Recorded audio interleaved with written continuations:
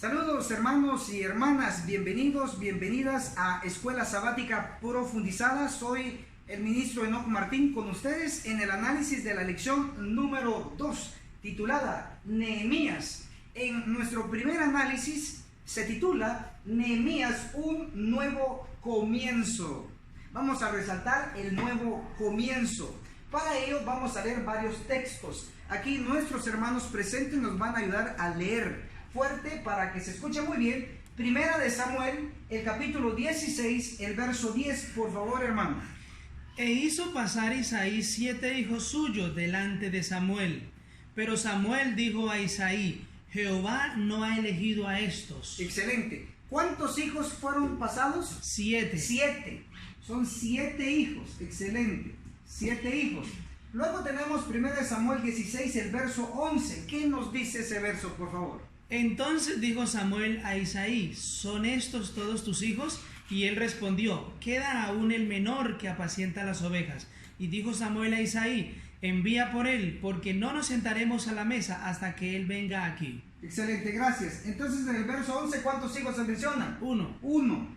Tenemos 1. Vamos a hacer una pequeña operación. 7 más 1, ¿cuánto nos da? 8. 8, excelente. Pero hasta aquí nuestros hermanos se estarán preguntando, pero hermano, ¿esto qué tiene que ver con el tema de Nehemías? Ahora hagamos lo siguiente. ¿Cuántos hijos sumamos? 8. 8. ¿Hijos de quién? De Isaí. Perfecto. Ahora vamos a notar que en la lección se titula Nehemías. Es el nombre del que colaboró para reedificar el muro en Jerusalén. Contemos el número de letras que tiene el nombre. Eso ocurre tanto en español como en inglés. Puede corroborarlo en la versión King James, la versión que usaba Elena de White para sus escritos originales del espíritu de profecía. Tenemos la N, 1. La E, hermanos, 2. La H, 3. La E, 4. La M, 5. La I, 6. La A, 7. Y la S, 8. ¿Van viendo la conexión entonces, que sí tiene conexión lo que estamos analizando? ¿Cuántos hijos se mencionan de Isaí? 8. ¿Cuántas letras tiene el nombre de Nehemías, el personaje de hoy? 8. 8. Ahí está. Vamos a ver otros textos. Lucas, el capítulo 2, el verso 21, por favor, hermana. Cumplidos los 8 días para circuncidar al niño, le pusieron por nombre Jesús, el cual le había sido puesto por el ángel antes que fuese concebido. ¿En qué día fue circuncidado Jesús después de que nació? ¿En qué día dice ahí la Biblia, el texto? En el 8º día. En el 8º día. Tenemos otra vez el número 8. En el 8º día, ¿qué ocurrió? La circuncisión ¿de quién? De Jesús. De Jesús, de Cristo, ¿cierto? Ahí lo hemos leído. Otra vez tenemos el 8, el 8º día. Ahora vamos a ver lo que nos dice Primera de Pedro, el capítulo 3, el versículo 20, por favor. Los que en otro tiempo desobedecieron, cuando una vez esperaba la paciencia de Dios en los días de Noé, mientras se preparaba el arca, en la cual pocas personas, es decir, 8, fueron salvadas por agua. Excelente, gracias. Son 8 personas que están involucradas allí en el arca. Personas, ahí estamos. El denominador común, tanto en el nombre de Nehemías, es 8. En los hijos de Isaí, 8. En el día en que fue circuncidado Cristo Jesús, es el 8º día, el 8. ¿Y cuántas personas ingresaron al arca? 8 personas. Es el denominador común, el 8. ¿Qué significa el 8? Definitivamente significa un nuevo comienzo. Ojo a esto. Con 8 personas que entraron al arca, se repobló de nuevo la tierra. Un nuevo comienzo con 8 personas. Ojo que tiene lógica. Por el otro lado, Cristo fue circuncidado al 8º día. ¿Por qué no en el 6º día? ¿Por qué no en el 9º día? Porque el 8 significa un nuevo comienzo. Los niños que eran circuncidados al 8º día automáticamente o legalmente ya se convertían oficialmente en parte del pueblo de Dios. Por eso Jesús fue circuncidado en el 8º día. Legalmente fue o formaba parte ya del pueblo de Dios. Un nuevo comienzo para él. Por el otro lado tenemos en 1 de Samuel 16, verso 10 y verso 11, a los 8 hijos de Isaí. Encontramos entonces que el octavo, el menor, el que faltaba, era, ¿quién era? Era David. Y ustedes saben que antes de David había otro rey en Israel, pero como se dice comúnmente, la había regado, no estaba haciendo bien el trabajo, pero hubo un nuevo comienzo con el octavo, en este caso con David. En el reinado de David el asunto mejoró, hubo un nuevo comienzo para el pueblo de Israel. Ahora, nuestro personaje del día, Nehemías, ¿cuántas letras tiene, hermanos, el nombre? 8. ¿Y qué significa el 8? Un nuevo comienzo. Con Nehemías, después de muchos años que los cautivos habían regresado del cautiverio en Babilonia a Jerusalén a reconstruir la ciudad, había tantos problemas que no se había logrado la reconstrucción del muro. Principalmente venían los enemigos y atacaban, pero Dios levantó a Nehemías y con Nehemías se logró la reedificación del muro. Por lo tanto, hubo un nuevo comienzo con este personaje. Qué maravilloso, la palabra de Dios es profunda. Amén. Amén. Amén. En nuestra sección, hermano y hermana, vamos a analizar ahora los 3 Nehemías y los 3 Elías. Es muy posible que usted haya escuchado más la frase los 3 Elías y muy poco los 3 Nehemías. Vamos a ver que en el Antiguo Testamento se describe a 3 personajes con el mismo nombre. El primero, encontramos su definición, que era un líder judío que regresó de la cautividad rumbo a Jerusalén con la dirección de Zorobabel. Y el texto lo encontramos en Esdras capítulo 2, el verso 2, por favor, hermano. Los cuales vinieron con Zorobabel. Amén, Zorobabel. Jesúa, Nehemías, Serías, Rehelías, Mardoqueo, Bilsán, Mispar, Bigbai, Rehum y Bahana. El número de los varones del pueblo de Israel. Gracias. ¿Se mencionó ahí el personaje nuestro Nehemías? Sí, ahí está. Ese es el Nehemías número 1 en el Antiguo Testamento. Ahora vamos a ver al número 2. Y los datos que tenemos es que era hijo de Azbuk y era gobernador de la ciudad de Bet-Sur. Y la evidencia lo tenemos en Nehemías capítulo 3, el verso 16. Por favor, hermana. Después de él restauró Nehemías, hijo de Azbuk, gobernador de la mitad de la región de Bet-Sur, hasta delante de los sepulcros de David, y hasta el estanque labrado, y hasta la casa de los valientes. Muchas gracias. Entonces el segundo Nehemías mencionado en el Antiguo Testamento dice que era hijo de Azbuk y era gobernador de la ciudad de Bet-Sur. Este es el segundo Nehemías mencionado. Ahora vamos a ver el tercero, que es el importante porque es nuestro análisis de hoy. Y encontramos en Nehemías capítulo 1, el verso 1, por favor, hermano. Palabras de Nehemías, hijo de Acalías. Aconteció en el mes de Quisleu, en el año 20, estando yo en Susa, capital del reino. Excelente. Ahí tenemos a nuestro personaje, a Nehemías el tercero, y era hijo de Acalías. Posteriormente él se convirtió en gobernador y dirigió la construcción de la muralla o muro en Jerusalén. Pero el asunto de gobernador, algunos quizás no conozcan ese título de Nehemías. Sí sabían de que él dirigió la construcción de la muralla en Jerusalén. Sin embargo, vamos a ver el texto donde dice que fue gobernador. Para ello vamos a leer Nehemías capítulo 8, los que puedan abrir sus Biblias. Nehemías capítulo 8, el verso 9.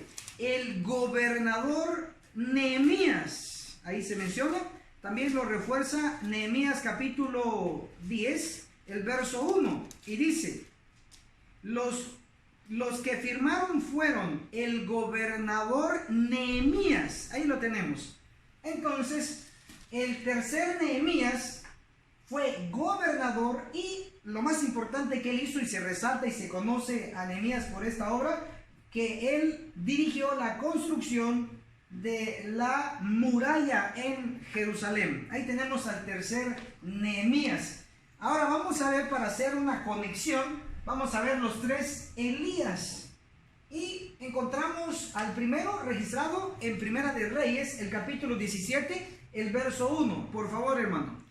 Entonces Elías Tisbita, que era de los moradores de Galaad, dijo a Acab: vive Jehová, Dios de Israel, en cuya presencia estoy, que no habrá lluvia ni rocío en estos años, sino por mi palabra. Muchas gracias. Encontramos de que el Elías ahí se les da el título de Tisbita, y Tisbia era parte del territorio de Israel. Por lo tanto, Elías era israelita, trabajando en favor del pueblo de Dios. El primero, el más conocido, el que fue trasladado sin ver la muerte, el primer Elías. El segundo Elías también lo conocemos, pero bajo otro título, pero la Biblia también nos da características de él. Lucas, por favor, el capítulo 1, primero el verso 13, hablando de Juan. Pero el ángel le dijo: Zacarías, no temas, porque tu oración ha sido oída, y tu mujer Elizabeth te dará a luz un hijo, y llamará su nombre Juan. Juan, excelente. Entonces en el verso 13 se nos menciona el personaje Juan, que sabemos que es Juan el Bautista, fue experto en el bautismo. Ahora vamos a ver el trabajo de Juan el Bautista, Lucas capítulo 1, el verso 17, por favor. E irá delante de él con el espíritu y el poder de Elías, Amén. para hacer volver los corazones de los padres a los hijos y de los rebeldes a la prudencia de los justos, para preparar al Señor un pueblo bien dispuesto. Amén. Entonces el texto de Lucas 1:17 nos dice que Juan el Bautista vino con el espíritu y el poder ¿de qué? De Elías. Eso lo convierte en el segundo Elías, el Elías en el tiempo de Cristo, de los discípulos, de los apóstoles. Ahí tenemos. Ahora vamos al más importante de todos, es el tercer Elías de nuestro tiempo. Y Jesús lo pronosticó dejándolo en futuro del tiempo de él. Mateo capítulo 17, el verso 10, para empezar, por favor. Entonces sus discípulos le preguntaron: ¿por qué dicen los escribas que es necesario que Elías venga primero? Jesús respondió: a la verdad, Elías vendrá primero. Correcto. Y restaurará todo. Todo. Entonces en el verso 10 se menciona a Elías, que los escribas hacían alusión de él, que tenía que venir. Pero Jesús en Mateo 17, el verso 11, que también lo leyó, dice Jesús: a la verdad, o sea que es seguro, a la verdad Elías vendrá. Subrayamos ese término, vendrá. Y este término está en futuro. Vendrá. Jesús colocó a un Elías en futuro. Sin embargo, ya hemos estudiado que Juan el Bautista fue el Elías del tiempo de Cristo. Si uno continúa leyendo Mateo 17, el verso 12, y los siguientes versos, encontramos de que los discípulos entendieron que les habló de Juan el Bautista. Pero es interesante que aquí estamos leyendo Mateo 17, pero si retrocedemos en Mateo 14, encontramos un título ahí: Juan el Bautista decapitado. Por lo tanto, en el capítulo 14 ya Juan el Bautista, ¿qué ha ocurrido con él? Había muerto. Ya había muerto. Por lo tanto, en Mateo capítulo 17, cuando dice Cristo: a la verdad Elías vendrá, no se refiere a Juan el Bautista, a ese Elías en futuro, se refiere a otro personaje, a otro hombre. Pero no solo Cristo pronosticó la llegada de un Elías en el futuro de él, que para nosotros es tiempo presente. Ahora vamos a ver la profetisa Elena G. de White pronosticó sobre ello. Voy a leer en la Biblioteca del Espíritu de Profecía, en la versión de Testimonios para los Ministros, versión antigua. La primera versión en español, en la página 475. Y el subtítulo, para que usted lo localice, es Que el cielo nos guíe, o el capítulo en la versión antigua es Exhortación y amonestación. Así se titula el capítulo. Dice: que el cielo nos guíe. La profecía debe cumplirse. El Señor dice: he aquí yo os envío al profeta Elías antes que venga el día del Eterno grande y terrible. Aquí la sierva del Señor cita Malaquías 4:5. Y Malaquías 4:5 también nos habla de la aparición de Elías. El mismo Elías que Jesús mencionó en Mateo capítulo 17. Un Elías que iba a venir en el futuro de él. Lo interesante es que también Elena de White dice que la profecía tenía que cumplirse. No se había cumplido en el tiempo de Cristo y en el tiempo de Elena de White todavía no se había cumplido. No había aparecido Elías de nuestro tiempo. Ahora, quiero resaltar, porque esto es tan importante, que las garras de Satanás han sido metidas en la traducción de español, de inglés a español.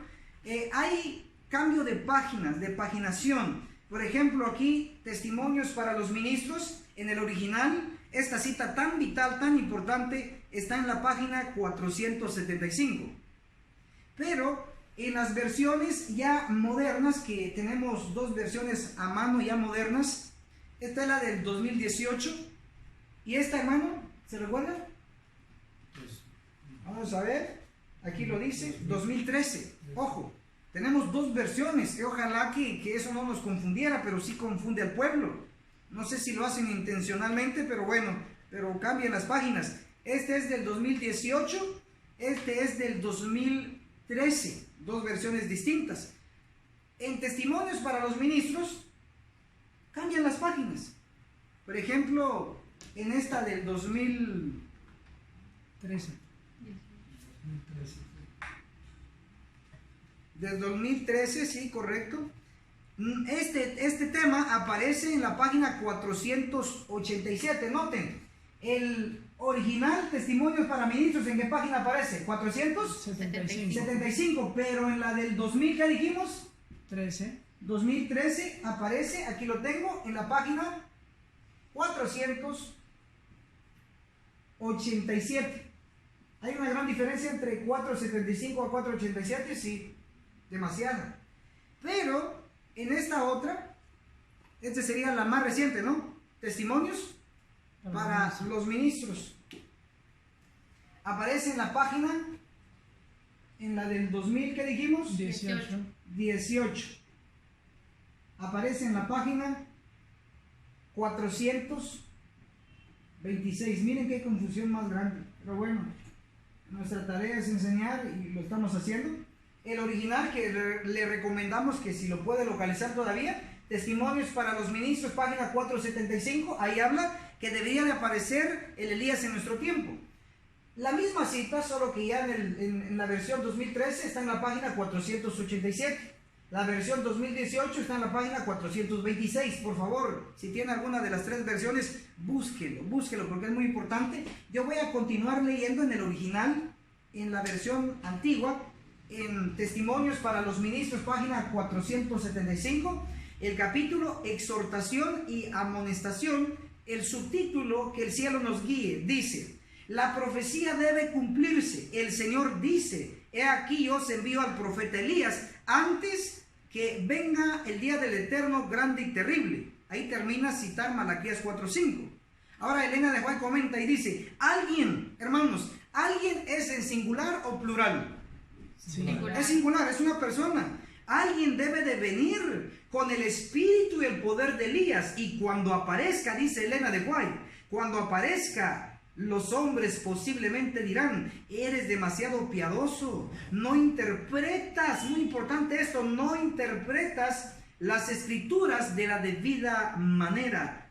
Déjame decirte cómo tienes que predicar tu mensaje. Entonces la escritura, la inspiración nos dice claramente que no un montón, no un grupo, no una multitud, sino alguien. Y cuando él, pronombre personal masculino, cuando él aparezca, los hombres posiblemente dirán: no interpretas las escrituras como de la debida manera. Por lo tanto, la aparición de Elías no es un Elías, no es un profeta de sueños y visiones, sino que es un profeta que interpreta los sueños y las visiones que ya están en la Biblia y que ya están en los libros del espíritu de profecía, porque el Elías de nuestro tiempo, el que pronosticó Cristo y el que pronosticó la sierva del Señor Elena de White, es un profeta intérprete que utiliza tanto la Biblia como el espíritu de profecía, y su mensaje, para identificarlo, no es cualquier mensaje, es un mensaje de amonestación hacia el pueblo de Israel moderno, la iglesia adventista del séptimo día. Y el corazón del mensaje es sobre el día grande y terrible. Léase Malaquías 4:5. El día grande y terrible tenía que aparecer y tiene que aparecer antes de este día grande. Grande para los que van a recibir el sello de inmortalidad de Apocalipsis 7:2, el sello del Dios vivo. Eso es grande. Terrible para aquellos que van a morir en la matanza registrada en Ezequiel capítulo 9 y realizada por los santos ángeles. Esa es la clave para identificar. Por lo tanto, hoy la verdad presente es juicio de los vivos que se avecina, se acerca a la iglesia adventista del séptimo día, pero hoy a través de Escuela Sabática Dios nos está llamando la atención bajo el título de Nehemías, los tres Nehemías, el 1, el 2 y el 3. Hay una conexión entre el 1 y aquí en Nehemías 1, el Elías Tisbita 1 o Israelita 1.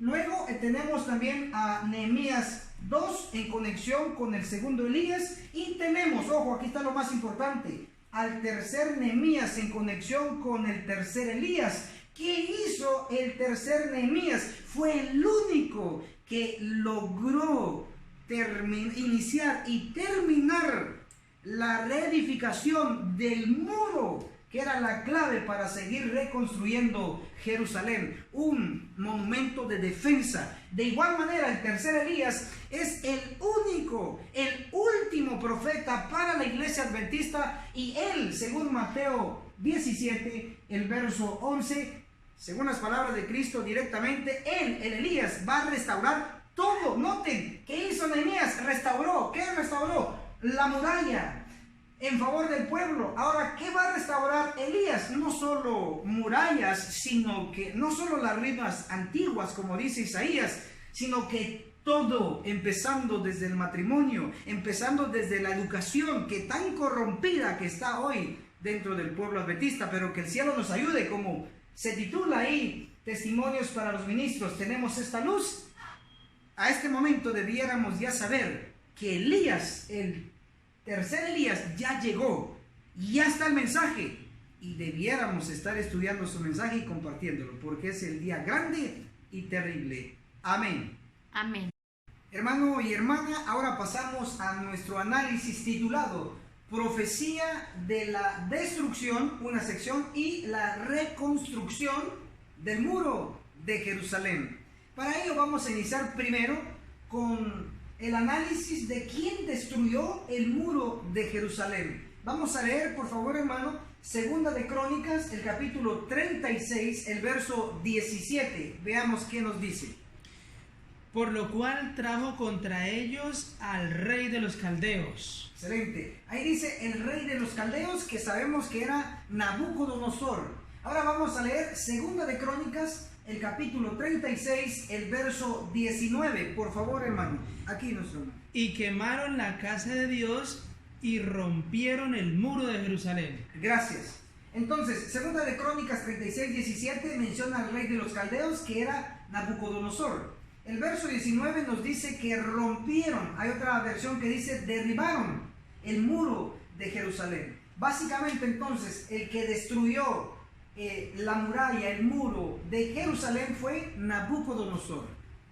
Se cumplió lo que se había pronosticado a través del profeta Jeremías. Ahora vamos a ver quién fue el encargado de la reconstrucción del muro de Jerusalén. Para ello vamos a leer la profecía de Daniel en el capítulo 9, verso 25. Sabe pues y entiende que desde la salida de la orden para restaurar y edificar a Jerusalén hasta el Mesías príncipe, habrá 7 semanas y 62 semanas. Se volverá a edificar la plaza y el muro en tiempos angustiosos. Gracias. En la primera parte de Daniel capítulo 9, el verso 25, se nos dice que se tenía que restaurar y reedificar Jerusalén. Tenía que salir una orden, y lo dio el rey Artajerjes. Sí, lo dio en el 457 antes de Cristo. Ahí está la primera parte. Pero ojo, Daniel 9:25, para ese entonces el profeta que escribió esto, él todavía estaba cautivo en Babilonia. Todavía no había salido el primer grupo de cautivos o desterrados rumbo a Jerusalén. Todavía Jerusalén estaba en ruinas cuando se escribió esto. Esto es sobresaliente. Luego, Daniel 9:25, la segunda parte, dice que la plaza y la muralla se reedificarán en tiempos angustiosos. Es interesante que justo como Daniel lo pronosticó antes de que fuera el grupo a restaurar, a construir tanto Jerusalén como el muro, justo así ocurrió. Para ello vamos a ver el cumplimiento. Nehemías, el capítulo 2, el verso 5 primero, hermana, por favor.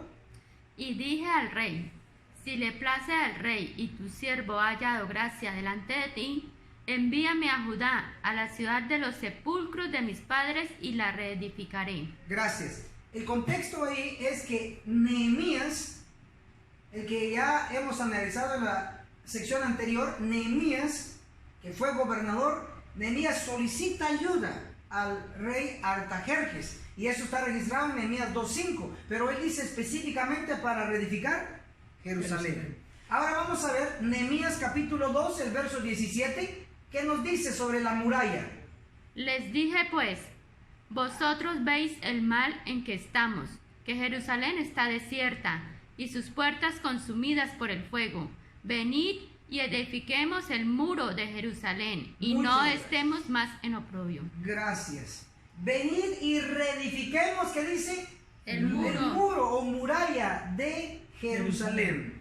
Entonces justo Daniel 9:25, todavía nadie se había ido para allá a reedificar y ya se había pronosticado que se iba a reedificar Jerusalén, pero no solo Jerusalén, que eran las casas internas, sino que también la muralla o muro para proteger los habitantes de Jerusalén. Y efectivamente así fue. Sin embargo, la profecía indicaba que cuando se iba a restaurar y reedificar Jerusalén, la plaza y la muralla, se iba a reedificar en tiempos ¿qué?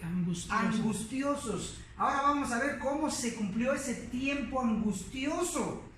Vamos a poder leer lo que dice Nehemías. Los que tienen su Biblia lo pueden corroborar. Nehemías capítulo 2, el verso 19, si alguien lo encuentra. Nehemías 2:19, fuerte por favor. Pero cuanto lo oyeron, Sanballat, Ahí, hermana, por un momentito. ¿Quién lo oyó? Sanballat. Ojo, aquí tenemos ciertas coordenadas: norte, sur, este y oeste. Y aquí en el norte colocamos a Sanballat. Aquí está Sanballat. Estamos leyendo Nehemías 2:19. Sanballat, Horonita, Horonita. Tobías el siervo amonita, Ojo, aquí Tobías, aquí está Tobías de Amón. y Gesén el árabe. Gesem, aquí está Gesem el árabe. Ahí estamos bien, hermana. Ellos eran opositores a que Nehemías reconstruyera la muralla. Querían que esa defensa no estuviera porque así no se iba a levantar nuevamente los judíos. Tenían celo, no querían. Eran los enemigos. Ojo, aquí hay algo muy importante. Vamos a numerar. ¿Cuántos eran los opositores? Vamos a numerar. Sanballat, ¿qué sería? 1, Luego tenemos Tobías. 2, Sería 2. 2, ya estaba poniendo el 3. Es 2. Y luego tenemos a Gesem, ¿qué sería el número? 3. 3. Importante. Porque en la sección anterior también tenía que haber el número 3. Sanballat 1, Tobías 2 y Gesem 3. Eran 3 cabecillas. En realidad estos eran gobernadores en el caso de Sanballat era gobernador de Samaria, que quedaba al norte. En el caso de Tobías era gobernador de Amón, que quedaba al este o al oriente. Ahora, interesantemente, al sur estaba Gesem, el llamado el árabe, entre los árabes, que él gobernaba no solo uno, sino que gobernaba 2 lugares, en este caso Edom y Moab. Estos 3 gobernadores, yo le llamo la triple alianza opositora contra la reconstrucción de Jerusalén y principal de la muralla de Jerusalén. No querían, estorbaron la vida de Nehemías y del resto de los judíos. Y puedo decir que hubieron traidores. Tengan cuidado, no debemos ser traidores, mucho menos entre hermanos, por favor, cuidado, si no vienen consecuencias terribles. Bien, entonces la profecía indicaba, Daniel 9:25, que la muralla iba a ser reedificada en tiempos angustiosos. Ojo, porque Sanballat, Tobías y Gesem se unieron para que no construyeran el muro, pero ellos tuvieron que ideárselas para que se construyera el muro. Podemos ver en Nehemías, vamos a ver allá, por favor, vamos a ir. Nehemías capítulo 4, el verso 17. Nehemías 4, 17 dice: los que edificaban la muralla y los cargadores con una mano, que dice, trabajaban en la obra, y en la otra mano, ¿qué tenían? Espada. La espada. Miren, por eso decía la profecía, ¿cómo Dios ya sabía el futuro? Dios ya sabía el futuro, que allá en el intento de construir la muralla iban a tener, por un lado, por decir así, el pico, y por el otro lado, la Biblia, que sería hoy en la actualidad el trabajo, y sin descuidar la obra del Señor, y también para el medio de subsistencia. Pero en este caso, literalmente aquí los constructores, ¿qué tenían en una mano? Dice que trabajaban, tenían el ladrillo, tenían la piedra, por decirlo así, y en la otra mano, ¿qué tenían? La espada. Ahora, ¿para qué era el ladrillo? Pues obviamente para construir la muralla, el muro. ¿Pero para qué era la espada? ¿Para qué? Defenderse. Para defenderse de quiénes, de Sanballat, de Tobías y de Gesem. Y justo eran en tiempos angustiosos. Estos personajes hicieron que ese tiempo fuera angustioso. Hasta aquí ya hemos comprobado que fue pronosticado la reconstrucción en Daniel 9:25 y en Nehemías 2, 5 y 17, y en otros capítulos de Nehemías se muestra que sí se cumplió al pie de la letra. Importante, al pie de la letra se cumplió. Ahora, por el otro lado, vamos a ver el asunto de cuánto tiempo, porque sí se logró. Finalmente, con mucho esfuerzo, se logró construir la muralla para proteger Jerusalén. ¿Cuánto tiempo se llevó para construir esta muralla? ¿Alguien sabe? Si no sabe, no se preocupe, aquí vamos a aprender, estamos juntos para aprender. Tenemos Nehemías capítulo 6, el verso 15. Nehemías 6, 15 nos dice claramente que fueron 52 días. Pregunta de examen, pregúntele a su maestro, pruébelo, al maestro de escuela sabática: maestro, ¿cuántos días se llevó para construir la muralla de Jerusalén? Es muy posible que no sepa, y si no sabe, enséñele también, porque el maestro puede aprender. Nehemías capítulo 6, verso 15 dice que ¿cuántos días son? 52 días en construir la muralla. Interesante. Elena de White, en el libro Profetas y Reyes, página 485, puede variar su paginación, pero le tengo el capítulo 55, llamado Maquinaciones Paganas. Allí en ese capítulo, Elena de White dice que fue menos de 2 meses que se llevó para construir, ¿qué? El muro, la muralla. ¿Cuadra o no cuadra con la Biblia? A ver, díganme si cuadra o no. Bien. Sí, pero ¿cómo que cuadra? Dice Elena de White, menos de 2 meses. 52. ¿Y la Biblia cuántos dice? 52 días. 52 días es menos de 60 días, es decir, menos de 2 meses. ¡Qué perfección! Yo por eso creo mucho en el espíritu de profecía. Me encanta leerlo, me encanta enseñarlo, porque es también palabra de Dios. Ok. Por lo tanto, hasta aquí ya sabemos que llevaron 52 días en construir el muro. Pero lo interesante es que la longitud de este muro no era del todo pequeño, sino que consistía en varias distancias. En este caso, 3 millas. Pero en nuestro caso yo no manejo tanto las millas, así que lo convertimos a kilómetros. Las 3 millas son 5 kilómetros. Solo para que se den una idea. ¿Un kilómetro cuántos metros tiene? 1000. 1000. Por lo tanto, ¿cuántos metros construyeron si son 5 kilómetros? 5000. 5000 metros, ¿no? De construcción.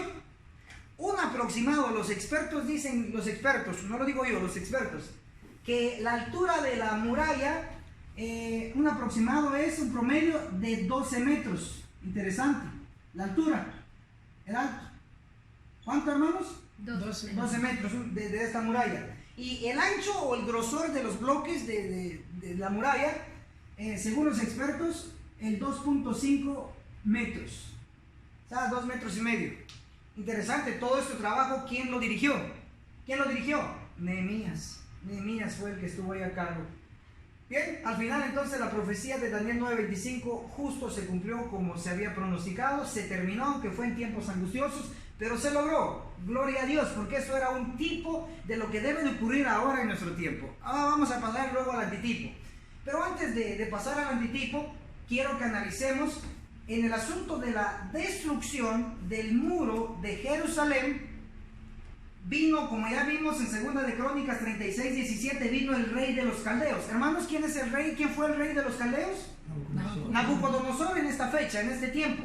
Por lo tanto, vino Nabucodonosor, el rey de los caldeos, y dice 2 de Crónicas 36, verso 19, que el ejército de Nabucodonosor rompieron o derribaron ¿qué? El muro de Jerusalén. ¿Ustedes saben por qué urgía reconstruir el muro de Jerusalén? ¿Por qué? Pueden comentar. ¿Por qué urgía construir el muro de Jerusalén? Porque ¿para qué les servía? Protección. De protección, era una defensa. Ojo, entonces si rompieron o derribaron el muro, básicamente ¿qué hicieron con la protección? La botaron. Entonces, ¿cómo quedó la gente de adentro? Indefensa. Entonces entró el ejército de Nabucodonosor y adentro, según 2 de Crónicas 36:17, Nabucodonosor con su ejército, ojo, mató joven, viejo y decrépito. Mató gente, pues. Ahora, algunos teólogos mal versados, que eso es así, o mal informados, o no han estudiado bien el asunto, sencillamente están buscando una vía de escape, aseguran, ellos, no la palabra, aseguran que esta destrucción que realizó Nabucodonosor fue el cumplimiento de la matanza de Ezequiel 9, pero totalmente errados. La matanza que realizó Nabucodonosor con su ejército no fue la matanza pronosticada en Ezequiel 9. Ahora vamos a ver por qué. Es interesante que el que pronosticó la matanza en Ezequiel 9, me refiero al profeta Ezequiel, Ezequiel ya estaba cautivo en Babilonia cuando él por primera vez recibe la visión de Ezequiel 9. O sea, ya no tenía lógica que Ezequiel estuviera hablando de una matanza si ya había ocurrido la matanza a través de Nabucodonosor. Es fácil concluir entonces que Ezequiel 9 no era haciendo referencia a la invasión de Nabucodonosor, sino que era haciendo referencia a una purificación muy futura después de la época de Nabucodonosor, después de la época de Ezequiel. Ahora, es interesante también notar que cuando uno se dirige allá al libro de Ezequiel y cuando él recibe las visiones, él estaba cautivo y eso imposibilitó que llevara ese mensaje al resto del pueblo. Por favor, podemos leer ahí en la Biblia. Vamos a abrir en Ezequiel capítulo 1. Vamos a ir al capítulo 1 y veamos dónde estaba Ezequiel en ese tiempo. Ezequiel 1, el versículo 1. ¿Alguien lo tiene a mano? Por favor, fuerte. Aconteció en el año 30, en el mes cuarto, a los 5 días del mes, que estando yo en medio de los cautivos, junto al río Quebar. Ok, gracias. ¿Dónde estaba Ezequiel? Junto a los cautivos. ¿Quién se llevó cautivos?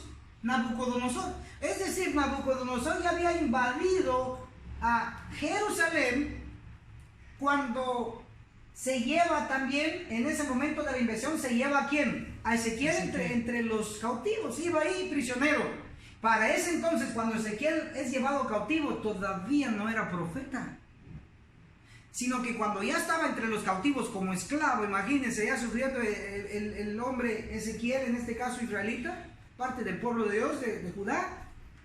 Dios allí entre los esclavos, entre los cautivos, invita o hace el llamado a Ezequiel para que sea su profeta. Y estando ya entre los cautivos, que ya había ocurrido la invasión, entonces aquí Ezequiel recibe el llamado y estando cautivo es cuando el Espíritu Santo le revela el capítulo 1 de Ezequiel, el capítulo 2, así sucesivamente, capítulo 8 y el capítulo 9 de Ezequiel, el que nos interesa. Fue revelado dentro del cautiverio babilónico. Número 1, Ezequiel nunca pudo ir a dar el mensaje. ¿Por qué? Porque estaba cautivo, era prisionero, pues pongámoslo así. Ahora vamos a comprobarlo, que el mensaje que recibió Ezequiel desde el capítulo 1 hasta 9 en adelante, era ¿para qué pueblo? Vamos a ver que era para el pueblo de Israel. Ezequiel capítulo, vamos a leer el 2, el versículo, vamos a leer el 3. ¿Alguien lo puede leer? Ezequiel 2, verso 3, por favor, fuerte. Y me dijo, hijo de hombre, yo te envío a los hijos de Israel. Ahí estamos bien. ¿A quién nos fue enviado? A los A hijos los de Israel. hijos de Israel. Interesante. Ahorita vamos a analizar eso. Alguien más, por favor. Ezequiel 3, el versículo 1. Ezequiel 3, 1. Me dijo, hijo de hombre, come lo que hayas, come este rollo y ve y habla a la casa de Israel. Interesante. A Ezequiel lo envían a la casa de Israel. Ojo, eso es muy importante. Ahora Ezequiel 3, vamos a leer el verso 4, por favor, hermano. Ezequiel 3, 4, fuerte. Luego me dijo, hijo de hombre, ve y entra a la casa de Israel y habla a ellos con mis palabras. ¿A dónde lo envía? A la casa de Israel. Es como que fuera algo A su iglesia. a su iglesia, a su pueblo, pero dice casa de Israel. Ahora Ezequiel 3, vamos a leer el verso 5. ¿Alguien más? Porque no eres enviado a pueblo de habla profunda ni de lengua difícil, sino a la casa de Israel. Otra vez a la casa de Israel, tercamente a la casa de Israel. Versículo 7 lo voy a leer yo. Ezequiel 3:7 dice, pero la casa de Israel no querrá oírte, porque no me quiere escuchar a mí. Nuevamente está diciendo que vaya a la casa de Israel. Ahora lo interesante es que la casa de Israel puede referirse a dos cosas. Número uno, puede referirse a las 12 tribus completas, que sería el reino de Israel, completa el reino, o puede referirse después de la división del reino. Ustedes muy bien saben que al norte estaba el reino de Israel, que eran 10 tribus, y al sur estaba el reino de Judá, que eran 2 tribus. Sumemos. Israel, ¿cuántas tribus? 10. 10. Judá, ¿cuántas tribus? Dos. 2. 10 más 2, ¿cuánto? 12. 12, el reino completo. Pero el mensaje para quién era, según lo que estamos viendo aquí. Dice Dios, le está dando el mensaje a Ezequiel como cautivo. Está encerrado, no puede salir. Dice, tú recibe esto, lleva este mensaje y se lo vas a entregar a la casa de quién? De Israel. De Israel. En este caso, a las 10 tribus. ¿Y saben qué había pasado con las 10 tribus? Las 10 tribus ya habían sido llevados por el imperio o por la potencia, vamos a decir la potencia mundial de aquel tiempo, que era Asiria. Asiria vino, conquistó a las 10 tribus del norte y se los llevó cautivos. Ojo, miren qué interesante, esto es información vital. Desde que viene a Asiria, la nación poderosa, y se lleva a las 10 tribus, se los lleva cautivos, se quedó en el sur el reino de Judá. Pero 100 años, voy a colocar aquí 100 años después de que el reino del norte, que sería Israel, vino a Siria y se los llevó, pasaron 100 años y después de los 100 años viene ahora no a Siria, sino que ahora viene ¿quién? Nabucodonosor, el rey de Babilonia, y se lleva cautivos ¿a quiénes? ¿A el reino de qué? El reino de Judá. No sé si estamos comprendiendo el asunto. Sí. Es decir, que cuando Ezequiel es llevado cautivo, ya habían pasado 100 años de que el imperio de Asiria se había llevado cautivo a las 10 tribus, a Israel. Ya se habían perdido entre las naciones de aquel tiempo, ya habían perdido su identidad. Por lo tanto, esta es la primera dificultad que encontró Ezequiel. Dice, lleva este mensaje a la casa de Israel. ¿Pero a quiénes? Si ya tenía 100 años de estar esparcidos, ya estaban regados y habían perdido su identidad. Esa era una dificultad, si estuviera libre. La segunda dificultad era que él estaba esclavo, estaba cautivo, no podía salir. Esa es la segunda dificultad.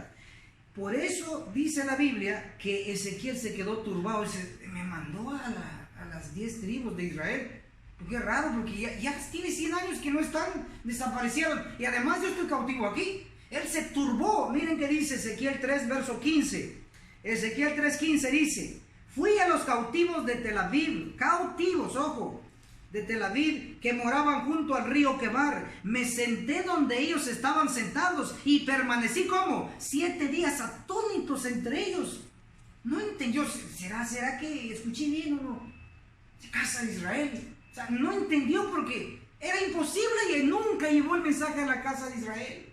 Implica entonces que el mensaje no se aplicaba al antiguo Israel, sino que se aplicaba a un futuro Israel que hoy es La la iglesia iglesia adventista del séptimo día. Pero hermano, ¿no? ¿Dónde dice eso? Bueno, usted puede leer la inspiración, por eso tenemos estos libros inspirados y debemos ser expertos. Joya de los Testimonios, en la página 400, página 363 y 364, el capítulo La fidelidad en la reforma pro salud dice: para obtener y conservar la pureza, los adventistas del séptimo día. ¿Quiénes, hermanos?